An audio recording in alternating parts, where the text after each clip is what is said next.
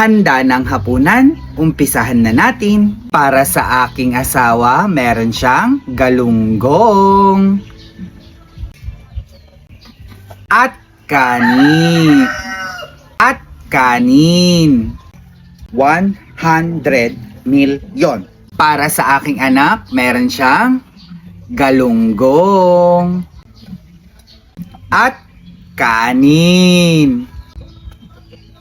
300 million. Para sa akin naman, meron tayong dinuguan.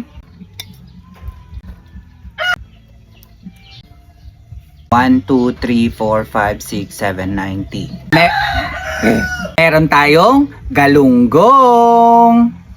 2, 3, 4, 5. Siyempre, meron tayong panghimagas na papaya.